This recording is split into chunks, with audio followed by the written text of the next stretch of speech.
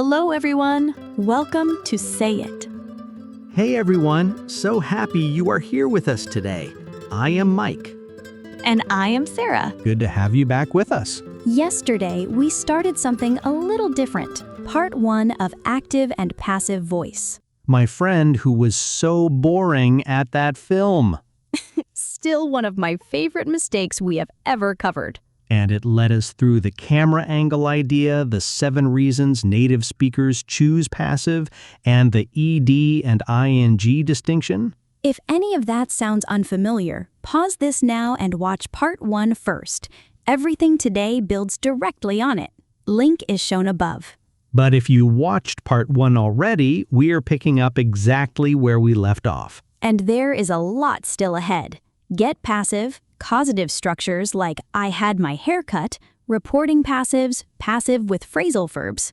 We also cover the 4 biggest mistakes and a full role play where you will hear everything from both episodes working together naturally. By the end of today, your understanding of active and passive voice will be complete. Before we get into it, please like and subscribe to Say It. Every new subscriber helps us make more episodes for you. Let us pick up exactly where we left off. So let us start with get passive. And this is when native speakers use constantly in everyday conversation. It works exactly like be passive, but get replaces be, and it carries a different feeling. A different feeling? More informal, more dynamic. It often suggests something sudden, unexpected, or personally significant happened. Give me an example. He got fired last week. Compare that to he was fired last week. Was fired sounds neutral, almost like a fact in a report. Got fired sounds more dramatic, more like real news shared between friends. She got promoted. More conversational than she was promoted. You can almost hear the excitement in got promoted. They got caught. The car got stolen. He got hurt in the accident. We got stuck in traffic for 2 hours. All of those sound completely natural in spoken English. Completely. And that is the key thing to remember about get passive. It lives mainly in speech and informal writing. You would not see get passive in a scientific report or a legal document. Never. In that context, you would use was discovered, was tested, was signed, the formal be passive. So the rule is simple. Be passive, neutral, formal, written. Get passive, dramatic, informal, spoken. And once you start listening for it, you will hear get passive everywhere in everyday English conversations. Now, there is a structure that almost every learner uses incorrectly or avoids completely, and it is one of the most useful patterns in everyday English. Which one? Have something done. You arrange for someone else to do something for you. Give me an example. I had my hair cut yesterday. You did not cut it yourself. A hairdresser did. I arranged it, but someone else performed the action. She had her car serviced last week. We had the house painted. He had his suit dry cleaned. I need to have my eyes tested. In every one of those, the subject arranged the action but did not perform it. And this structure also covers something completely different. Unfortunate events you did not arrange at all. Like? She had her bag stolen on the train. She certainly did not arrange that. Definitely not. He had his car broken into. Context tells you immediately which meaning applies, arranged service or unfortunate event. Now, get something done. Same meaning? Exactly the same meaning, but more informal, more common in everyday speech. I need to get my hair cut. Can you get the car fixed before the weekend? We need to get this sorted as soon as possible. So, have is slightly more formal. Get is more casual and often implies more urgency. Exactly that. Now, one more pattern that connects directly to this. Need and want plus the ing form. How does that work? The car needs servicing. Meaning the car needs to be serviced. Exactly the same meaning, just shorter and more natural, especially in British English. The windows need cleaning. The garden wants tidying. That wound requires dressing. All of those carry passive meaning, even though there is no be and no past participle in sight. 3 structures, all hiding passive meaning inside completely ordinary everyday sentences. Now, let us talk about reporting passives. These are everywhere in news and academic writing. What do they actually do? They let you report what people think, say, or believe without naming who is saying it. Give me an example. It is said that he never sleeps. Said by whom? The sentence does not tell us. Exactly. It is believed that the disease originated in bats. It is estimated that the cost will exceed $1 million. Nobody specific is named. It just becomes a generally accepted fact. That is the whole point of this structure. Compare it to, people say he never sleeps. That tells us who is saying it. People. Right, but it is said that he never sleeps removes even that. It sounds more objective, more like established fact. Now there is a second structure that does almost the same job. Subject plus passive reporting verb plus to infinitive. He is said to never sleep. Same meaning as it is said that he never sleeps? Exactly the same meaning, just a different structure. The disease is believed to have originated in bats. She is considered to be one of the finest pianists of her generation. Both structures are correct and common. The second one, subject plus to infinitive, feels slightly more formal. And which verbs work this way? Say, believe, think, report, estimate, claim, understand, consider, know, expect. All of them follow the same pattern. This appears constantly in news reports. Constantly. 3 people are believed to be trapped inside. The fire is got to have started in the kitchen. Anonymous, authoritative, and completely natural in formal English. Now, there is another passive family that appears constantly in news and crime stories. Perception verbs. See, hear, find, notice, observe. How does this work exactly? He was seen leaving the building. Somebody saw him leave, but we do not know who. Exactly. And notice the structure. Was seen plus the ing form. Leaving, not left. She was heard arguing with someone the night before. Arguing, the ing form again.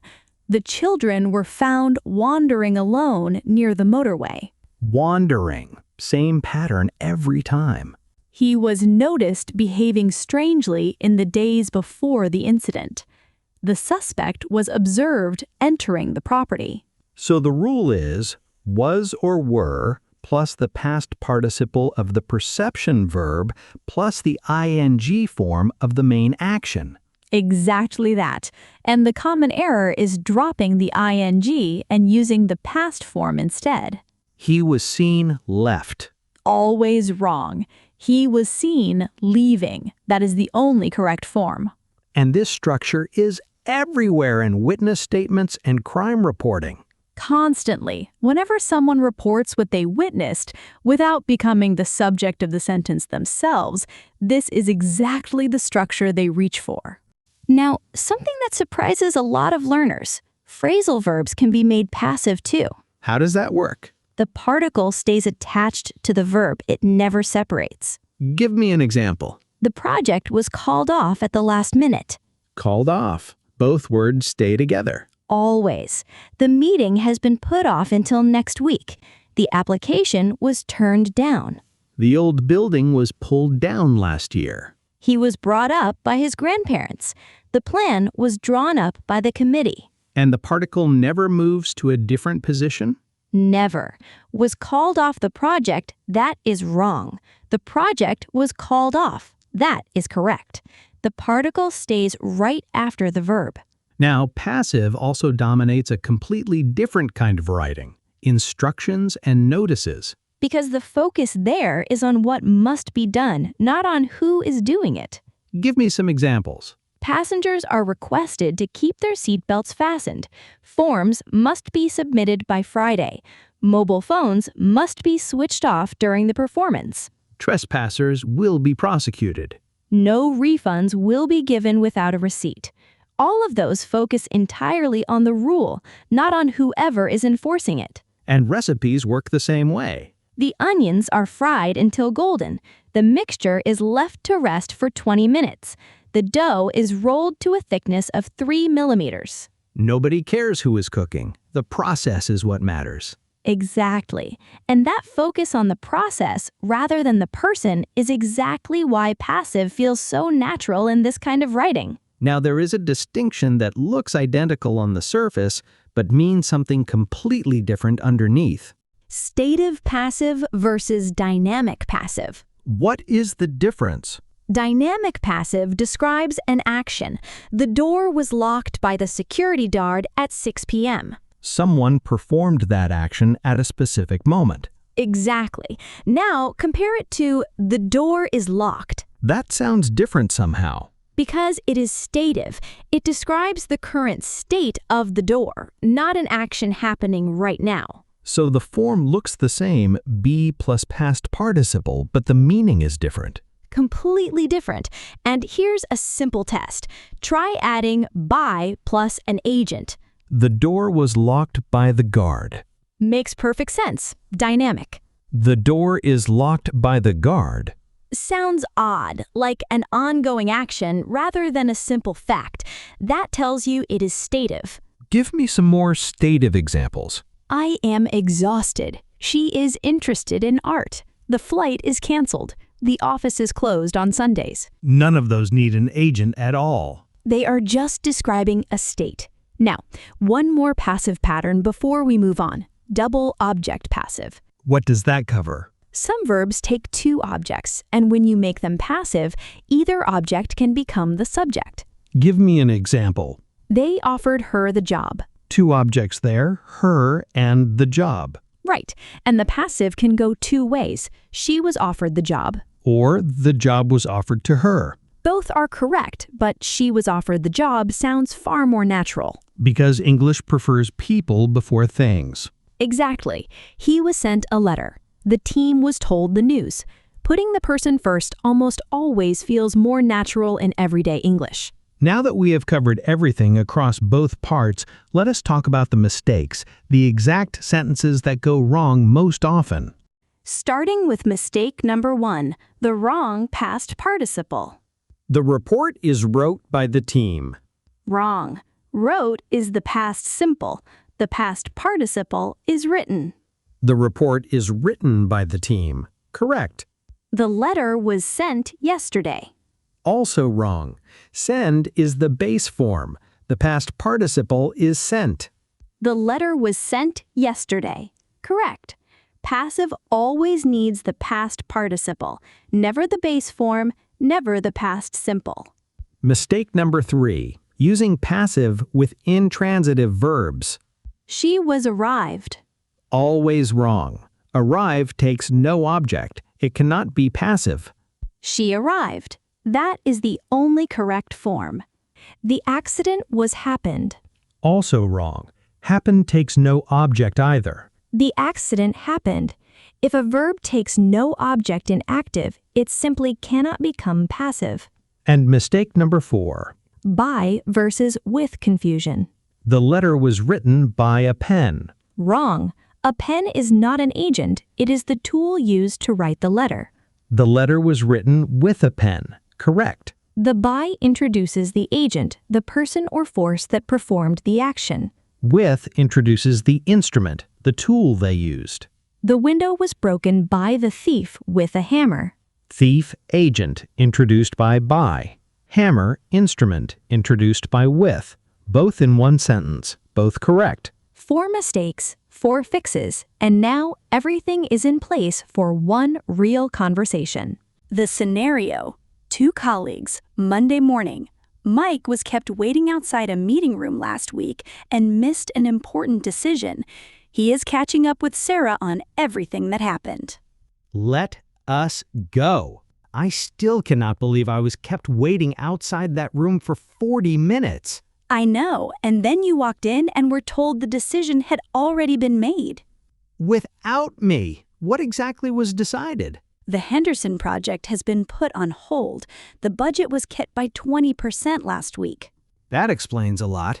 And Marcus? He got let go on Friday. I had a feeling something was coming. He had been struggling for months. It is believed that the decision had been made even before the meeting started. So the meeting itself was just a formality. Pretty much. James got promoted, though, to take over Marcus's accounts. That is genuinely good news. He's earned it. He has. The proposal he put forward last month was finally approved, too. The one about restructuring the client onboarding process? That one. It needs reviewing by legal first, but it has been approved in principle. My laptop needs sorting too. It crashed twice while I was away. I had mine fixed last week, actually. IT can usually turn it around in a day. I will get it looked at this afternoon. Was anything else brought up in the meeting? The new client contract was signed on Thursday. Finally, that had been delayed for weeks. It had, but it is done now. Let us pause there. How many passive structures did we use in that conversation? Constantly, and every single one completely natural. Let us pull a few out. I was kept waiting outside that room. The kept waiting pattern, a spoken passive showing something was done to you against your wishes. You were told the decision had already been made. Told, passive, agent dropped because it does not matter who told him. Had already been made, passive hiding exactly who made the decision and when. He got let go on Friday. Get passive, more dramatic, more personal than was let go. You can feel the weight of that sentence. It is believed that the decision had been made before the meeting started. A reporting passive, nobody specific is named as the believer. It is presented as a generally understood fact. My laptop needs sorting. Need plus ing passive, meaning without be or a past participle in sight. I had mine fixed last week. Causative HAVE, arranged for someone else to do it. Completely natural, completely automatic. Every single choice, active or passive, made without even thinking about it.